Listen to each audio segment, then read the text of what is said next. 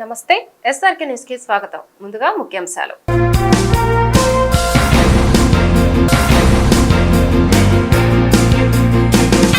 మిచాంగ్ తుఫాన్ ప్రభావంతో పంట నష్టపోయిన రైతులకి నష్టపరిహారం తాడేపల్లి క్యాంపు కార్యాలయం నుండి జమ చేసిన CM Jagan.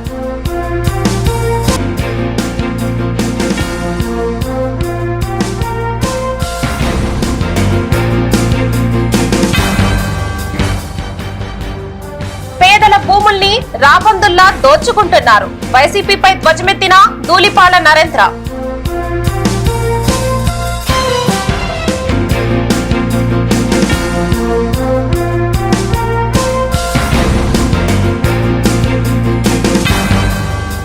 TDP BC declaration పై ధ్వజమెత్తిన గూడూరు నాని.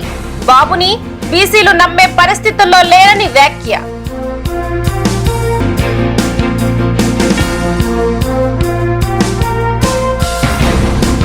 మిచాంగ్ తుఫాన్ ప్రభావంతో పంట నష్టపోయిన రైతులకి పెట్టుబడి సహాయాన్ని బుధవారం రాష్ట్ర ప్రభుత్వం విడుదల చేసింది.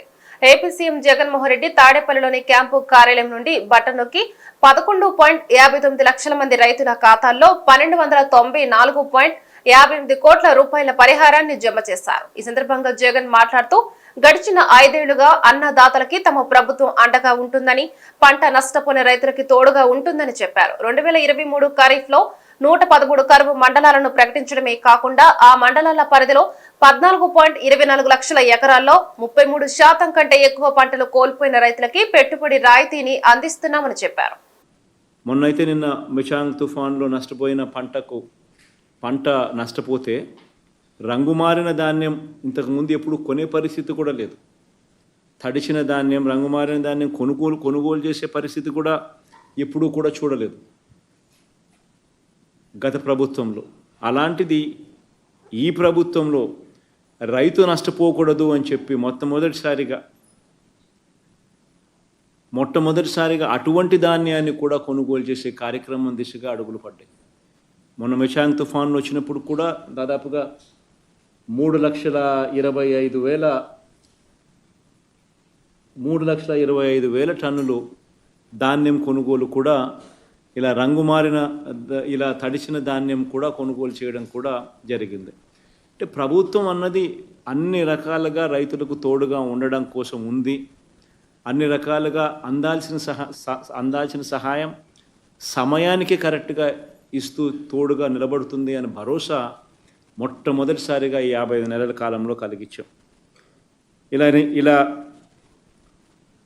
అడుగులు ముందుకు వేస్తూ ఈ 2 విపత్తుల వల్ల, అంటే గత ఏడాది ఖరీఫ్లో వర్షాభావం వల్ల, రబీ సీజన్ ప్రారంభంలో వచ్చిన మిచాంగ్ తుఫాన్ నష్టం వల్ల, ఈ 2 విపత్తుల వల్ల నష్టపోయిన 11,61,000 మంది రైతన్నలకు ఇన్పుట్ సబ్సిడీగా మంచి చేస్తూ ఈరోజు 1,295 కోట్ల రూపాయలు, అంటే దాదాపుగా 1,300 కోట్ల రూపాయలు ఈరోజు విడుదల చేస్తూ అడుగులు ముందుకు వేస్తే ఒక మంచి కార్యక్రమం దేవుడి దయ వల్ల ఈరోజు జరుగుతూ ఉంది. ఒకసారి గమనించినట్లయితే ప్రతి అడుగులోనూ కూడా కరెక్ట్గా రైతన్నకి ఎప్పుడు సహాయం అందాలి, రైతన్నకి ఎప్పుడు తోడుగా ఉండాలి అని కరెక్ట్గా ఆ సహాయం అందే కార్యక్రమం మొట్టమొదటిసారిగా జరుగుతూ ఉంది.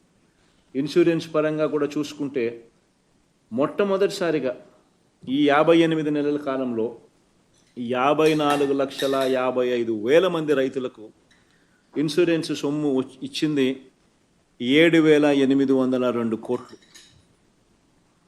ఈ 58 నెలల కాలంలోనే. అది కూడా రైతుల దగ్గర నుంచి ఇన్సూరెన్స్ ప్రీమియం కట్టించుకోకుండా, కట్టాల్సిన అవసరం రైతులకు లేకుండా ప్రభుత్వమే ఆ కార్యక్రమం కూడా చేసి రైతులకు తోడుగా నిలబడుతూ, ఇదే కంపారిజన్ గత 5 సంవత్సరాలతో, మన ప్రభుత్వానికన్నా ముందు 5 సంవత్సరాలు గత ప్రభుత్వ పాలనతో కంపేర్ చేస్తే 2014 నుంచి 19 మధ్యకాలంలో ఇన్సూరెన్స్ వచ్చింది ఎంతమందికి అనంటే 30,85,000 మందికి మాత్రమే. అది కూడా 3,411 కోట్ల రూపాయలు మాత్రమే.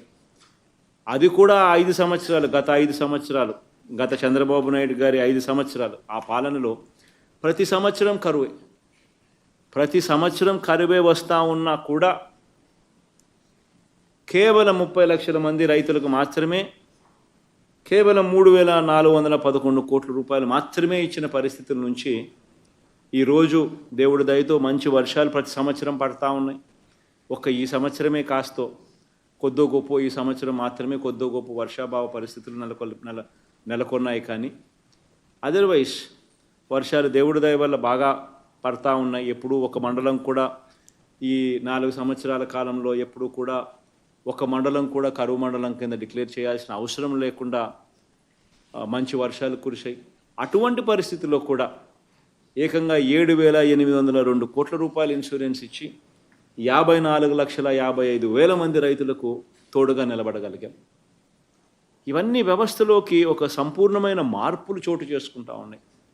రైతు ఈ క్రాప్ ద్వారా రైతుకు ఇన్సూరెన్స్ ఆటోమేటిక్లీ వర్తింపజేసేలా అడుగులు పడతా ఉన్న కార్యక్రమం మొట్టమొదటిసారిగా జరుగుతూ ఉంది. రైతులకు ఇంతకుముందు అయితే బ్యాంకు లోన్లు కోసం రైతు పోయినప్పుడే, ఆ రైతు బ్యాంకు దగ్గరికి వెళ్ళినప్పుడే క్రాప్ లోన్ తీసుకున్నప్పుడే ఆ క్రాప్ లోన్ నుంచి ఆ రైతులకు 5% కట్టింగ్ జరిగి తీసుకొని ఆ లోన్ కోసం పోయిన రైతుకు మాత్రమే ఆ ఇన్సూరెన్స్ అనేది వర్తింపజేసే పరిస్థితి. అలా లోన్లకు పోలేని రైతులు కానీ అలా తెలియని రైతులకు కానీ ఇన్సూరెన్స్ అనేది వచ్చే అవకాశమే లేని పరిస్థితి నుంచి ఈరోజు ఎన్ని మార్పులు జరిగాయో గమనించమని చెప్పి ఈ సందర్భంగా కూడా ఈ వీడియో కాన్ఫరెన్స్ ద్వారా మమేకమైన ప్రతి రైతన్నకు కూడా ఈ సందర్భంగా కూడా తెలియజేస్తా ఉన్నాను. వైసీపీ నాయకులు పేదల భూముల్ని రాబందుల్లో దోచుకుంటున్నారని తెలుగుదేశం మాజీ శాసనసభ్యులు ధూళిపాళ్ల నరేంద్ర కుమార్ ధ్వజమెత్తారు. గుంటూరు ఆరండాలపేటలోని తెలుగుదేశం పార్టీ జిల్లా కార్యాలయంలో బుధవారం నరేంద్ర కుమార్ మాట్లాడారు. లేని వారసుల్ని ఉన్నట్లుగా సృష్టించుకొని వైసీపీ ప్రభుత్వం వేల ఎకరాలను దోచుకుంటుందని ధ్వజమెత్తారు. జగన్మోహన్ రెడ్డి దోపిడీ ముఠాకి నాయకత్వం వహిస్తూ ఎమ్మెల్యే కిలారి రోషయ్యకి పార్లమెంటు సీటుని కేటాయించారని కన్నెర్ర చేశారు. జగన్మోహన్ రెడ్డి దందాలు దోపిడీలోనే పెత్తందారీ వ్యవస్థ ఉందని ఎద్దేవా చేశారు. టీడీపీ నాయకులు దాసరి రాజా మాస్టర్, దామచర్ల శ్రీనివాసరావు, మద్దిరల మ్యాని తదితరులు ఈ సమావేశంలో పాల్గొన్నారు.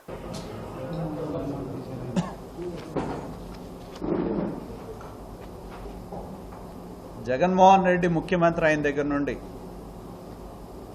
ఆయన ఎమ్మెల్యేలు, వైకాపా నాయకులు రాష్ట్రంలో రాబందుల్లాగా పేదల భూములు పలు రకాలుగా వాళ్ళ చేతిలో తీసుకోవడం కానీ, వాళ్ళు అధికారాన్ని ఉపయోగించుకొని వాళ్ళ పేర్ల మీద బదలాయించుకోవటం కానీ మనం చూడటం జరిగింది.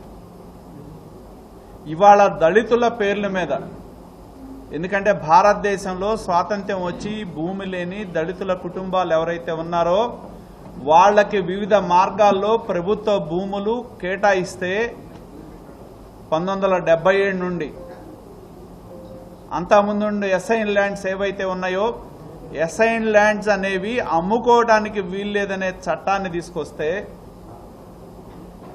జగన్మోహన్ రెడ్డి ఇవాళ దళితుల పేరు మీద ఆర్డినెన్స్ నెంబర్ 9 తీసుకొచ్చి ఏదైతే దళితులు తమ యొక్క ఆర్థిక అవసరాల కోసం తమకి అసైన్ అయిన భూముల్ని అమ్ముకోవచ్చు, భూములను కానీ ఇళ్ల పట్టాలను కానీ అమ్ముకోవచ్చు అనే ఒక జీవోని తీసుకురావడం, ఆర్డినెన్స్ని తీసుకురావడం జరిగింది.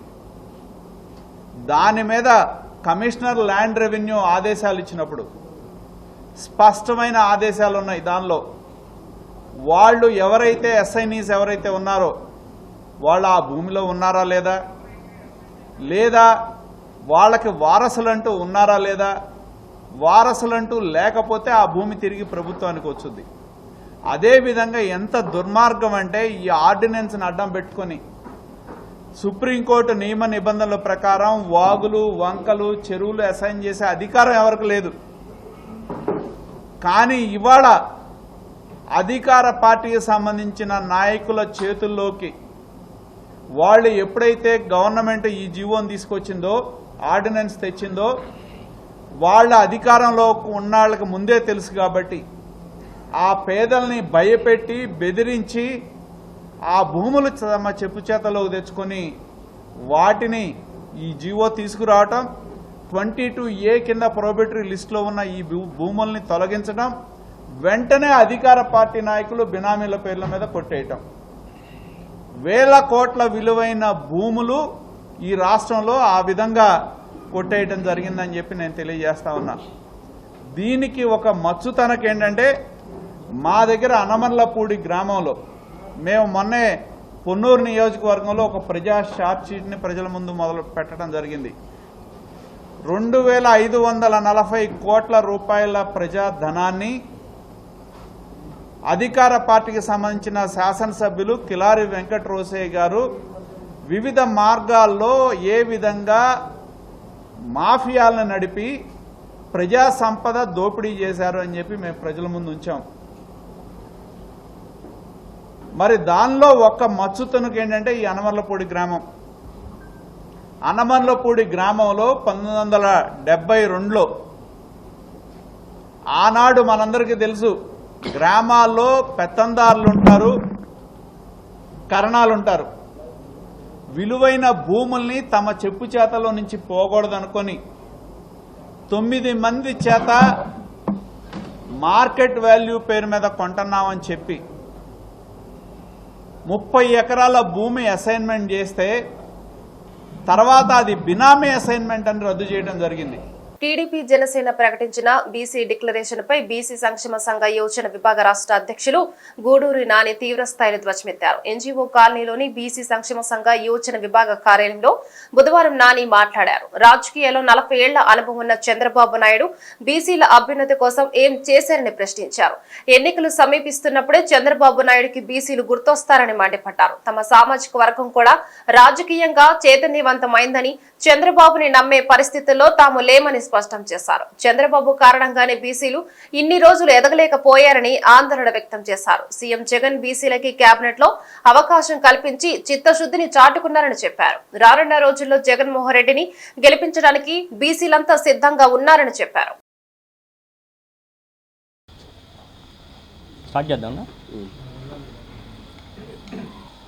నిన్న జరిగినటువంటి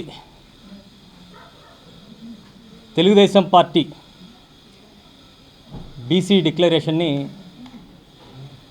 జాతీయ బీసీ సంక్షేమ సంఘం రాష్ట్ర యువజనాధ్యక్షుడిగా ఖండిస్తున్నాను. ఈ తెలుగుదేశం పార్టీ అధినేత అయినటువంటి చంద్రబాబు నాయుడికి ఇప్పుడే బీసీలు గుర్తొచ్చారా? ఎన్నికలు రాగానే ముద్దు నిద్ర ఇప్పుడే లేచాడా అనేది సూటిగా ప్రశ్నిస్తున్న చంద్రబాబు నాయుడిని. ఎన్నికలు సమీపిస్తేనే నువ్వు బీసీ జపం చేస్తావు. నీ మాయ మాటలు, నువ్వు ఒక మాయలోడివి అని ఈ రాష్ట్రంలో 56% ఉన్న బీసీలు ఈరోజు రాజకీయంగా చైతన్యవంతమై నీ కుట్రని కుతంత్రాలని తిప్పికొట్టే రోజులైతే వచ్చాయి. ఇంకెంతకాలం ఈ రాష్ట్రంలో 56% ఉన్న బీసీల్ని మోసం చేస్తావు? నువ్వు ఒక మోసగాడివి, పచ్చి దగాకోరు, పచ్చి ఆబుద్దాలోడివి.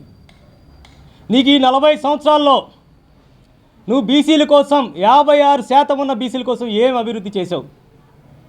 రాజకీయంగా ఏం ప్రోత్సహించావు ఈ రాష్ట్రంలో ఉన్న బీసీలని? ఈ రాష్ట్రంలో 56% ఉన్న బీసీలని నీ కాలి కింద చెప్పులా తొక్కి పట్టావు ఈ 40 సంవత్సరాలు చంద్రబాబు నాయుడు అని అడుగుతున్నా నేను. నీకు ఎన్నికలు రాగానే ఈరోజు ఏదో బీసీలు గుర్తొచ్చినట్టు, కొత్తగా ఈరోజు బీసీలు ఉన్నట్టు మొదలు నిద్ర వదిలి ఈరోజు ఏదో బీసీలకి తాయిలాలు ప్రకటిస్తాను, నేను బీసీల కోసం నేను కొత్తగా చట్టం తీసుకొస్తానని చెబుతున్నావే. ఈ రాష్ట్రంలో 56% ఉన్న బీసీలు నిన్ను నమ్మే పరిస్థితి అయితే లేదు చంద్రబాబు నాయుడు అని చెప్తున్నాం. నీ హయాంలో బీసీలకి ఏం చేసావు? 2014 నుంచి 19 వరకు బీసీలని పూరితంగా నువ్వు బీసీల మీద కక్షపూరితంగా వ్యవహరించావు. నువ్వు ఆనాడు బీసీలు నా సోదరులైన నాయ బ్రాహ్మణులు అసెంబ్లీలో సెక్రటేరియట్లో నిన్ను కలవడానికి వస్తే వాళ్ళ హక్కుల మీద నువ్వు తోకలు కట్ చేస్తానన్నావు. తోకలు కత్తిరిస్తా అన్నావు నా నాయబ్రాహ్మ సోదరుల్ని. మరి ఆ రోజు నీకు బీసీలు గుర్తు రాలేదా అని అడుగుతున్నా. వడ్డే రాజులు అనగానే వాళ్ళు క్వారీలు తవ్వుకుంటానికే పనికొస్తారు, రాజకీయంగా పనికిరారని చెప్పావు. మరి ఆ రోజు నీకు బీసీలు గుర్తు రాలేదా? ముదిరాజులు అనగానే, యాదవులు అనగానే నువ్వు రాజకీయంగా పనికిరారు వీళ్ళు అని చెప్పి మాట్లాడినోడివి. ఈరోజు నీకు బీసీలు కావాల్సి వచ్చారా ఎన్నికలు రాగానే? బీసీలు అనేవాళ్ళు జడ్జీలుగా పనికిరారని చెప్పి నువ్వు లేఖే రాశావు. స్వయంగా ఈ రాష్ట్ర ప్రజలందరూ చూశారు, అన్ని వర్గాల ప్రజలు. మరి ఆ రోజు నీకు బీసీలు గుర్తు రాలేదా? ఏ ముఖం పెట్టుకొని సిగ్గు లేకుండా ఈరోజు బీసీ జపం చేస్తున్నామని చెప్పి చంద్రబాబు నాయుడిని సూటిగా ప్రశ్నిస్తున్నా. ఇక నీ మోసాలు, నీ పచ్చి అబద్ధాలు వినే పరిస్థితిలో ఈ రాష్ట్రంలో ఉన్న బీసీలు వినే పరిస్థితి అయితే లేదు. నువ్వు ఒక గారడి మాటలతో, మాయ మాటలతో ఈరోజు కొత్త వేషం వేసుకొని వస్తే ఈ రాష్ట్రంలో ఉన్న బీసీలు నీ వెనక వచ్చేస్తారని నువ్వు పగటి కలలు కంటున్నావే. ఇక మీదట అది జరగదు.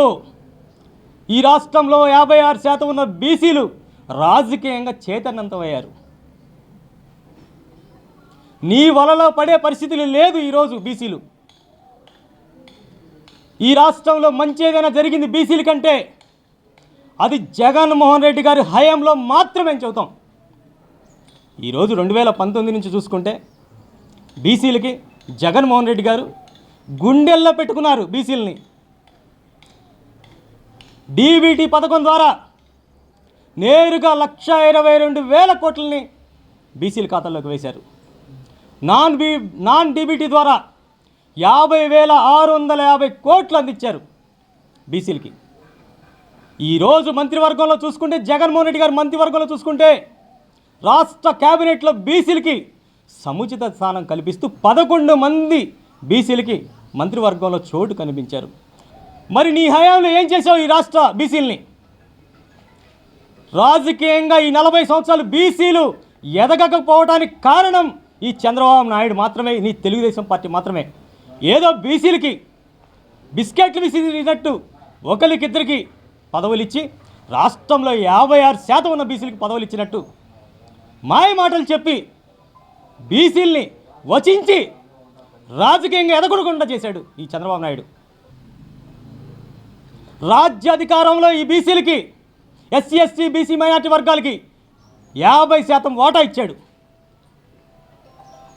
మరి ఈరోజు నువ్వు ఏ మొహం పెట్టుకొని బీసీ అంటే టీడీపీ, టీడీపీ అంటే బీసీ అని చెప్తున్నావు?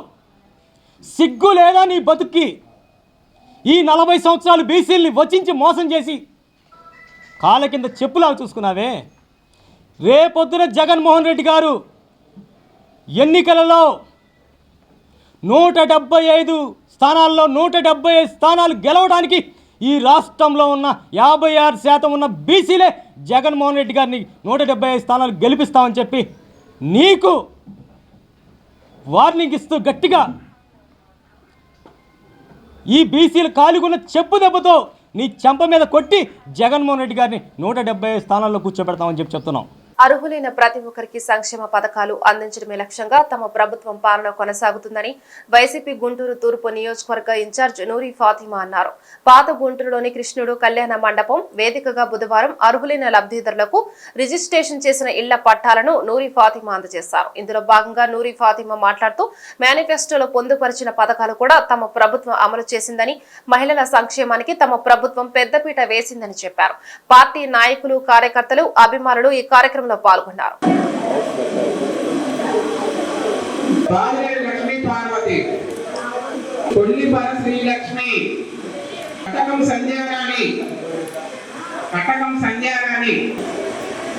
ఈరోజు గుంటూరు తూర్పులో మీరు చూసుకుంటే 9వ వార్డు ఇన్ఛార్జ్ భాస్కర్, అలాగే ఎమ్మెల్యే ముస్తఫా గారు ఆదేశాల మేరకు ఇళ్ల పట్టాలు రిజిస్ట్రేషన్ కంప్లీట్ చేసి వాళ్ళకి చేతికి ఇవ్వడం జరుగుతుంది.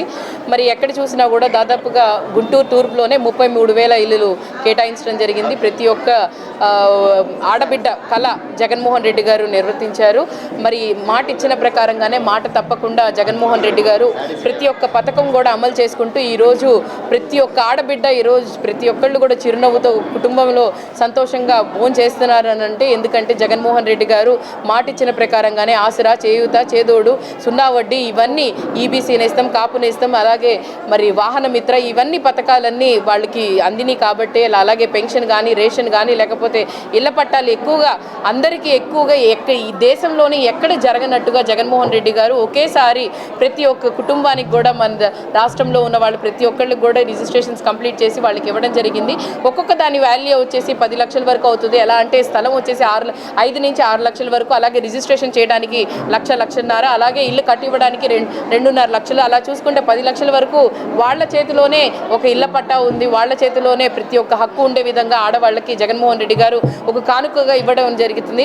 ఆడవాళ్ళందరూ ఏకగ్రీవంగా ఉన్నారు. మేము రానున్న రోజుల్లో జగన్మోహన్ రెడ్డి గారిని సీఎం చేసుకోవడానికి ప్రతి ఒక్కళ్ళం కూడా బూత్ దాకా వెళ్ళి మేమందరం మా అమూల్యమైన ఓటు వేసి జగన్మోహన్ రెడ్డి గారిని సీఎం చేసుకుంటాం. ఖచ్చితంగా మే నెలలో జగన్ అనే నేను అని జగన్మోహన్ రెడ్డి గారు సీఎంగా ప్రమాణ స్వీకారం ఖచ్చితంగా చేస్తారు అని చెప్పి ప్రతి ఒక్కళ్ళుగా హర్షం వ్యక్తం చేస్తున్నారు. అలాగే గుంటూరు తూర్పులో మీరు మారుమూలని ఎక్కడికి వెళ్ళినా కూడా ఒక్కొక్క వార్డులో వచ్చేసి 1,500 నుంచి 2,000 వరకు ఒక్కొక్కళ్ళకేమో ఒక్కొక్క వార్డులో మరి ఇళ్ల పట్టాలు ఇవ్వడం జరిగింది. ఇక్కడ ఎక్కువగా స్లమ్ ఏరియాస్ ప్రతి ఒక్కళ్ళకి వచ్చే విధంగా, ప్రతి ఒక్కళ్ళు అర్హులైన వాళ్ళు ఖచ్చితంగా వచ్చే విధంగా మేమందరంకి ఇళ్ల పట్టాలు ఇవ్వడం జరిగింది. రిజిస్ట్రేషన్స్ కంప్లీట్ అవ్వడం జరిగింది. చాలా సంతోషంగా ఉంది.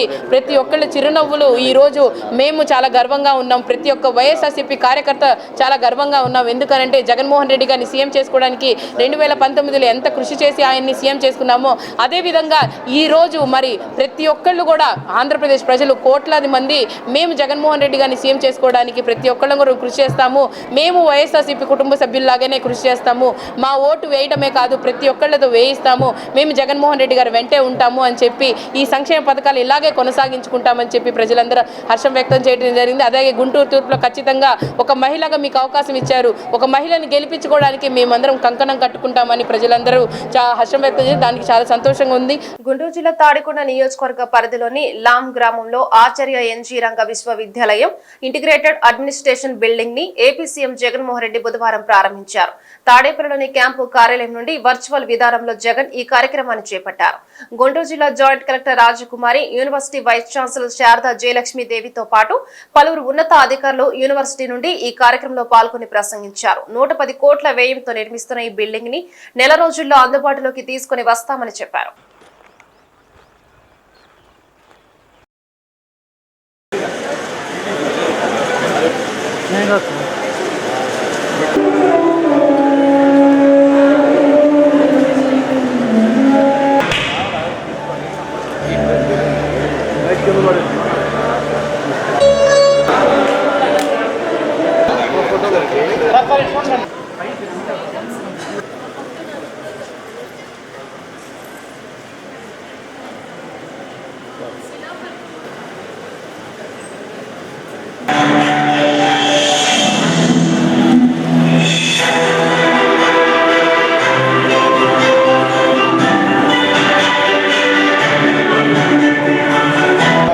రాష్ట్రానికి ఆచార్య ఎన్జీ రంగా అగ్రికల్చరల్ యూనివర్సిటీ అన్నది ఒక మకుటం లాంటిది.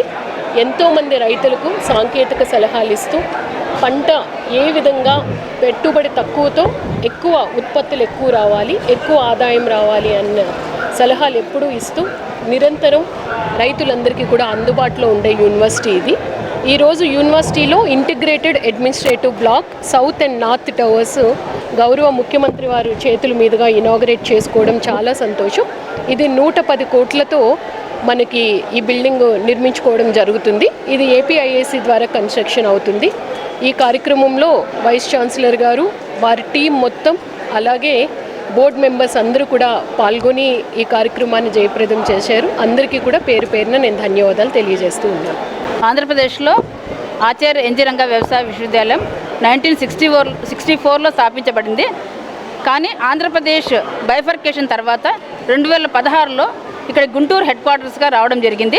2016లో ఇక్కడికి వచ్చిన తర్వాత మొట్టమొదటిగా విశ్వవిద్యాలయం సంబంధించినటువంటి అడ్మినిస్ట్రేటివ్ బిల్డింగ్, ఇలా సంబంధించినటువంటివన్నీ బిల్డింగ్స్ కట్టుకోవాల్సినటువంటి పరిస్థితి ఉంది. కాబట్టి అడ్మినిస్ట్రేటివ్ బిల్డింగ్ కోసం అప్పుడు 2018లో ఇక్కడ నిర్మాణం ప్రారంభమైంది. అప్పటి నుంచి 110 కోట్ల వ్యయంతో అడ్మినిస్ట్రేటివ్ బిల్డింగ్ ఆచార్య ఎన్జీ రంగా వ్యవసాయ విశ్వవిద్యాలయం కోసం ఏర్పడి ఇప్పుడు శంకుస్థాపన మరియు ఇనాగ్రేషన్ చేసుకోవడానికి ఈరోజు కుదిరింది. ముఖ్యంగా మన ప్రియతమ ముఖ్యమంత్రి వర్యులు శ్రీ వైఎస్ జగన్మోహన్ రెడ్డి గారి చేతుల మీదుగా ఈరోజు ఇనాగ్రేషన్ జరిగింది. ఆచార్య ఎన్జీ వ్యవసాయ విశ్వవిద్యాలయంలో 3 విభాగాలు ఉంటాయి. వ్యవసాయం అంటే అగ్రికల్చరల్ ఇంజనీరింగ్, కమ్యూనిటీ సైన్స్, ఈ విధంగా 3 ఫ్యాకల్టీస్ ఉంటాయి. అందులో మొత్తం అన్నీ కలిసి 18 కళాశాలలు ఉంటాయి, 33 రీసెర్చ్ స్టేషన్స్ ఉంటాయి, అలాగే అక్లిప్ సెంటర్స్ మరియు ఎక్స్టెన్షన్ కేవీకేస్ డాట్ సెంటర్స్ ఉంటాయి. ముఖ్యంగా ఏంటంటే వ్యవసాయంలో రైతుల కోసం వ్యవసాయానికి సంబంధించినటువంటి బోధన అంటే విద్యార్థులను తీర్చిదిద్దే ప్రయత్నం చేసే విషయంలో కాలేజెస్ ఉంటాయి. అలాగే రీసెర్చ్ అంటే పరిశోధన గురించి వ్యవసాయంలో అనేక సార్లు రైతులు సాధక బాధకాలు వ్యక్తపరుస్తుంటారు కాబట్టి వారి కోసం పరిశోధన జరిగించాల్సిన అవసరం ఉంది. కాబట్టి అనేక పరిశోధనలు ఇక్కడ జరుగుతుంటాయి. అంతేకాదు పరిశోధన జరిగిన తర్వాత వచ్చినటువంటి ఫలితాలు రైతులకు చేరవేసే ప్రయత్నంలో విస్తరణ విభాగం అంటే కృషి విజ్ఞాన కేంద్రాలు, డాట్ సెంటర్స్ ఉంటాయి. ఈ విధంగా రైతుల సంక్షేమం కోసం, రైతుల అభివృద్ధి కోసం, రైతుల అంటే వ్యవసాయంలో ప్రతి విషయంలో చేయవలసిన ప్రతి పనిని వ్యవసాయ విశ్వవిద్యాలయం చేపడుతుంది. అందులో భాగంగా ఈ విధంగా మేము ముందుకు కొనసాగుతున్నాం. అనేక వ్యవసాయ విశ్వవిద్యాలయం నుంచి వచ్చినటువంటి వెరైటీస్ మన ఆంధ్రప్రదేశ్లోనేమి దేశ విదేశాల్లో ప్రాచుర్యంలో ఉన్నాయి. ఇప్పుడు మనం తింటున్నటువంటి BP2 5204 అనేది ఎంతో ప్రాచుర్యంలో ఉంది దేశ విదేశాల్లో. గుంటూరు అమరావతి రోడ్లోని హిందూ కాలేజ్ ఆఫ్ ఇంజనీరింగ్ టెక్నాలజీలో బుధవారం దంత వైద్య శిబిరం జరిగింది. NSS యూనిట్ సహకారంతో యాపిల్ డెంటల్ కేర్ ఈ శిబిరాన్ని నిర్వహించి విద్యార్థులకు ఉచితంగా మందులు అందజేసింది. ఈరోజు యాపిల్ డెంటల్ కేర్ వారి ఆధ్వర్యంలో అమరావతి రోడ్లోని Hindu college of engineering and టెక్నాలజీలో డెంటల్ అవేర్నెస్ క్యాంప్ జరిగినది. ఇందులో భాగంగా సుమారు 300 స్టూడెంట్స్కి మరియు స్టాఫ్కి యాపిల్ డెంటల్ కేర్ వైద్యులు పరీక్షలు చేసి వారికి అవసరమైన మందులు ఇచ్చారు. యాపిల్ డెంటల్ కేర్లో EHS కూడా ఉంది. దాని ద్వారా ఫ్రీగా ట్రీట్మెంట్ చేస్తాము. మరియు ఎంగేజ్లో ఉన్న వాళ్ళకి క్లిప్ ట్రీట్మెంట్ అవసరం లేకుండా ఎలైనర్స్ అనే కొత్త పద్ధతి ద్వారా ట్రీట్మెంట్ కంప్లీట్ చేయొచ్చు. ఈరోజు Hindu college of engineering and టెక్నాలజీలో NSS యూనిట్ తరఫున యాపిల్ డెంటల్ కేర్ వారి ఆధ్వర్యంలో స్టూడెంట్స్కి, స్టాఫ్కి మరియు అందరికీ డెంటల్ చెకప్ అనేటువంటి ప్రోగ్రాం జరిగింది. మనందరికీ తెలుసు డెంటల్ చెకప్ అనేది దేనికి అనేది, ఎందుకంటే శరీరంలో ఏ భాగమైనా దానికి అదే రిపేర్ చేసుకోగలుగుతుంది, కానీ పళ్ళను మాత్రం మనమే రిపేర్ చేసుకోవాలి. అందువల్ల ఈ అవేర్నెస్ అనేది స్టూడెంట్స్కి, స్టాఫ్కి అందరికీ క్రియేట్ చేయడానికి కాలేజీ తరఫున NSS యూనిట్ ఆధ్వర్యంలో ఈ ప్రోగ్రాం జరిగింది.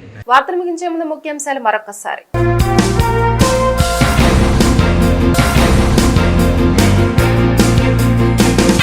మిచాంగ్ తుఫాన్ ప్రభావంతో పంట నష్టపోయిన రైతులకి నష్టపరిహారం తాడేపల్లి క్యాంపు కార్యాలయం నుండి జమ చేసిన CM Jagan.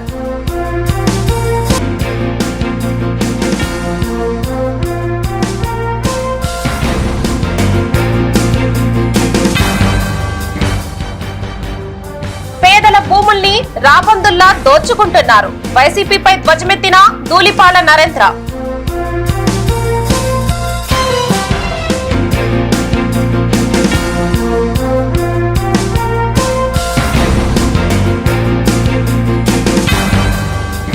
TDP BC declaration పై ధ్వజమెత్తిన గూడూరు నాని.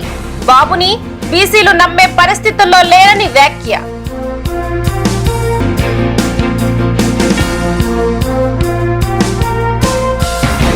ఈ వార్తలు ఇంతటితో సమాప్తం. నమస్కారం.